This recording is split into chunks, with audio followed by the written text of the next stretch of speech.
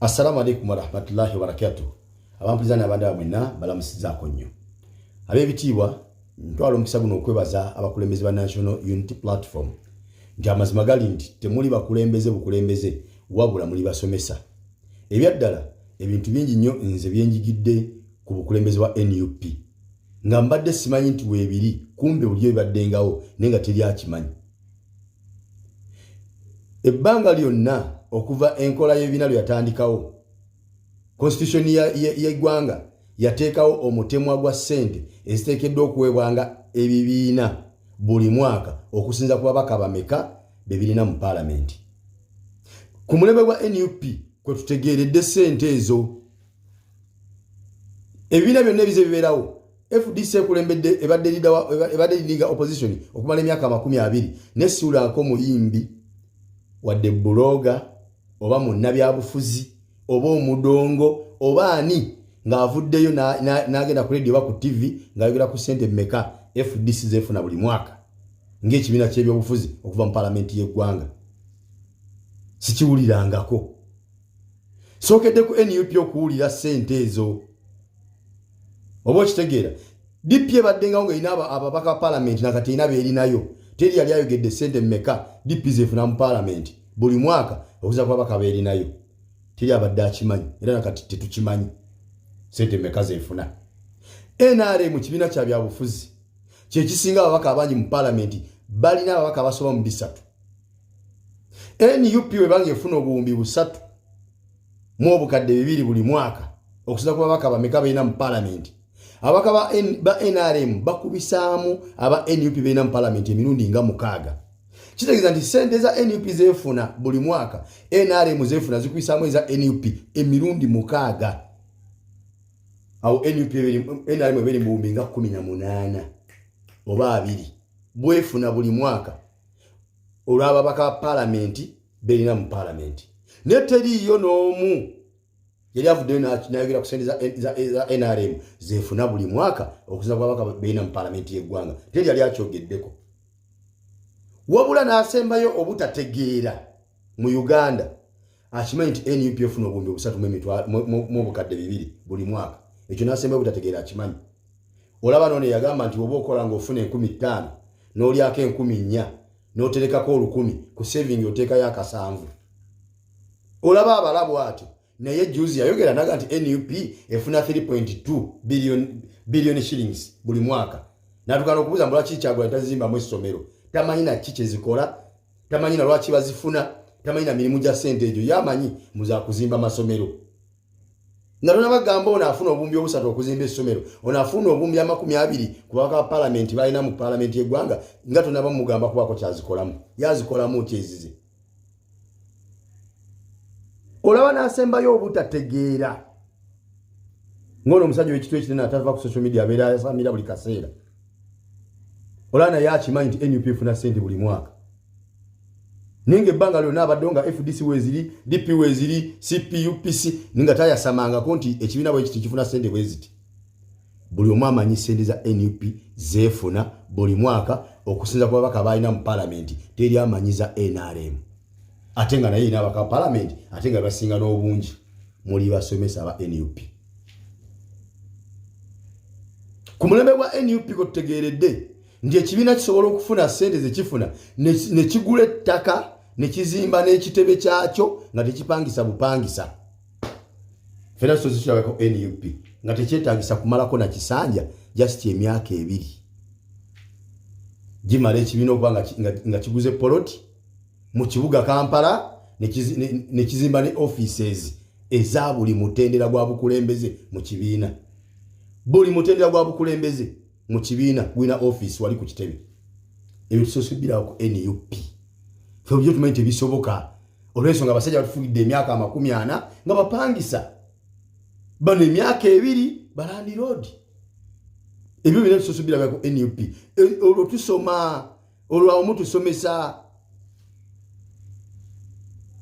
ku NUP abasinga obungi tutegeeredde nti nno ekisanja eky'emyaka 5 mubaamu ebisanja 2 ku bukiiko obubeera mu paalamenti nga COSASE nga leader of opposition nga parliament commission bonna obukiiko obw'enjawulo nga tutegeeredde ku NUP nti buli alula akakiiko akakulembera emyaka 2 n'ekitundu either ne bamuzaako bane bamujjako ne bateekako omulala tubitegeeredde ku NUP.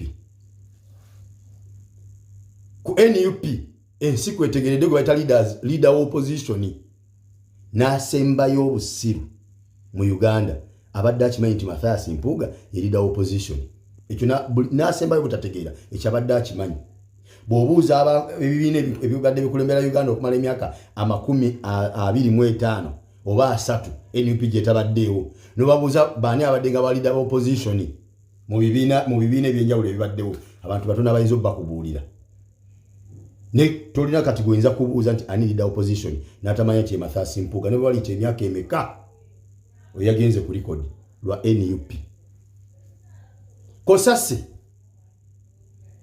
fena tubitegeredde ku NUP abakulembera COSASE be baani buli omu yategera Joel Ssenyonyi ye chairman wa COSASE nenge ebibiina bibadde emyaka n'emyaka ng'osobola okubuuza abantu ani yali chairman wa COSASE mu 2005 oli nga tamumanyi. Ninze ni bali bamutabani wange nombuza after 20 years. Njani ali chairman wa COSASE mu 2023 ajja kugamba yali Joel Ssenyonyi. Abo basomesa muganda wange musomesa. Ekyokubiri mulina kye mwalaze ensi. Mulina kye mwalaze eggwanga ku bonna abalina amagezi agategeera. Bannange okulakulana kw'ensi si kuzimba bizimbe. Okulakulana kw'ensi si kukola nguudo nnungi. Okulakulana kw'ensi si kuzimba malwaliro n'amasomero. Okulakulana kw'ensi ebeera peaceful transition kulakulana kw'ensi. Gaddafi tana kyataakolera nsi ye yali yaddungu n'agifuula y'amazzi lyali ddungu ebitundu ebimu n'abifuula kibira n'agisimba green yona n'agifuula ya green enguudo n'akola eziyita waggulu ne mu ttaka ne kungulu ebizimbe n'azimba ebinyirira n'atuuka n'obizimbako ebweru wa Libya nga bwe yajja n'azimba ewaffe n'agenda azimba Kenya n'agenda azimba omuzikiti Rwanda buli wamu naye olw'okulakinga peaceful transition byafiira mu mwezi ogwo. Kitegeeza nti ekikulembera nga munaakulaakulanya ensi musooka kutereeza kukyuka kwa bukulembeze. Okukyuka kw'obukulembeze kasita kutereera ne kubeera nga kubeerawo mu mirembe. Awo muzimbe buli kye mwagala, mukole enguudo ze mwagala mu bulungi, muzimbe amasomero ge mwagala n'amalwaliro byakubeerawo emyaka n'emyaka. Kyovula bone yamanya nti ye tali ready. Na peaceful transition ye yagaana obikolera ddala. Kwa yamanya ne bwana abikola nga tali ready kuva mu buyinza. Musawa y'omuntu alaganya nga bamujja mu buyinza olw'empaka bajja byono na byonna babisaanyeewo. N'asalawo n'azirya. N'azikola mu byayagala. Naziguliramu abagendo okufa emmotoka ngalinga abawe ebirabo ebibasiibula nti bagenda kufanca. Yeki yasalawo okukola kyekyo. Ne mwalaze ensi nti obuyinza bukyuka mu mirembe. Mwawuliddeko okuyombagana kwonna. Wawuliddeko agenda mu n'ebisongovu. Wawuliddeko agenda akuba endulu ng'alekana nti nze sijja bbikkiriza banzija batya ku kifo kyange bakola batya bwe bati batusosola. Wawuliddeko nga byogerwa mu NUP. Bakyusiza obuyinza mu mirembe awatali wadde okkaaya na wadde okusika omugwa awatali wadde okweyogerera ebisongovu. Naye twala bajuzi wano mu kulonda kwa 2020 nga kugenda kutuuka kaadi ya NRM gifuna ogende weesimbewo mu kifo abantu bagirewo bannaabwe emmundu. Abantu bakuba bannaabwe amasasi. Abantu batta bannaabwe olwa kaadi agende mu parliament ne betta we NRM kuwa NRM just kaadi bukaadi beekuwa amasasi ne betta ensi yonna eraba. Abo nifu waffe twakulaze nti omuntu bagende kyaga nti mulonde Mpuuga yesimbe ugundi yesimbe gune yesimbe abantu ebaga nti Ssenyonyi gendayo.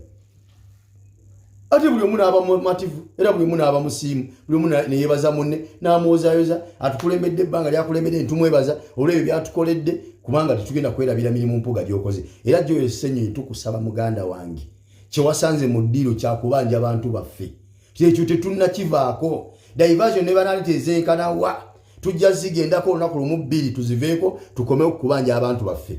Natuse n'okulaba omukyali abadde munyonyo maaso ga mwami Museveni namugamba sisobola kuva wano nga kino si kyogeddeko. Abantu abawambibwa, abantu ababuzibwawo, abantu abasibwa, abawoleza mu court martial natuka no kumentioning erinnya lya Olivier Lutaya. Nagamba oyo yasibwa awoleza na mu court martial.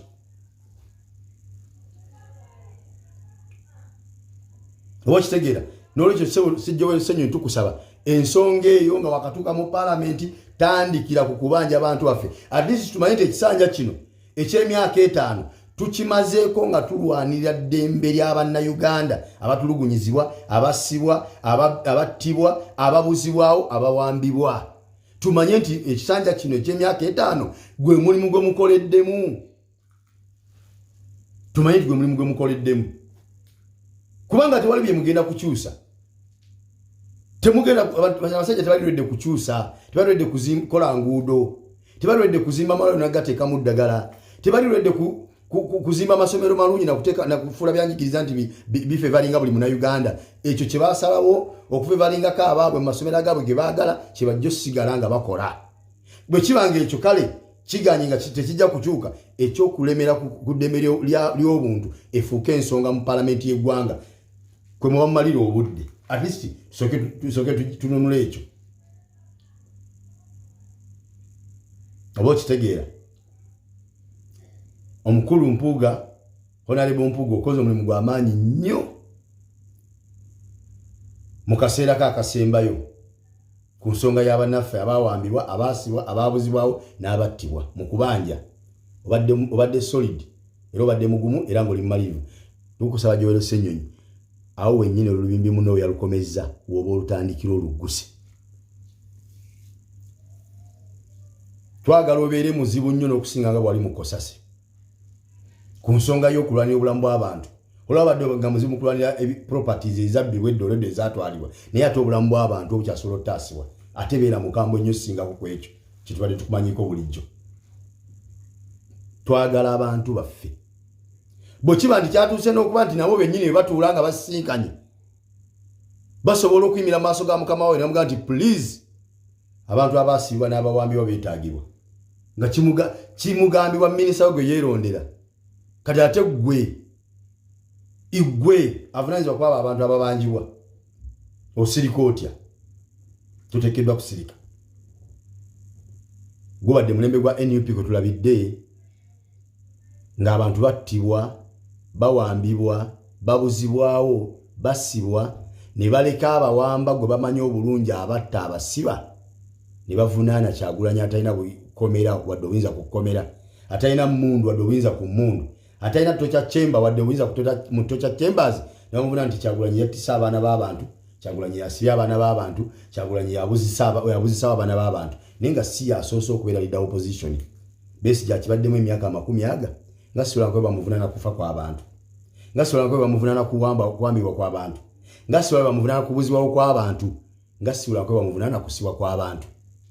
So kirabya ku Kyagulanyi nagwe bavunaana abantu ababula ng'ate ababuza bamumanyi.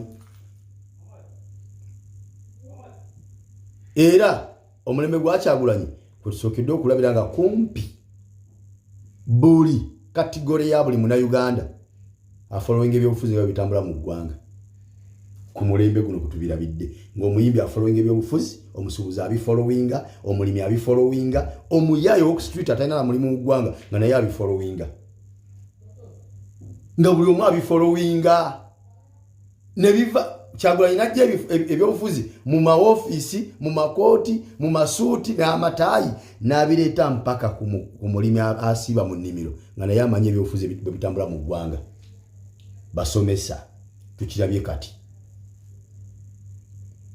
nti osobola kusanga omwana nga fresh kid n'omubuuza nti singa osinkana Museveni kibuuzo ki ky'oyinza omumubuuza oba ki ky'oyinza omumusaba, omwana n'agamba kyenyinza omugamba atufuze bubi.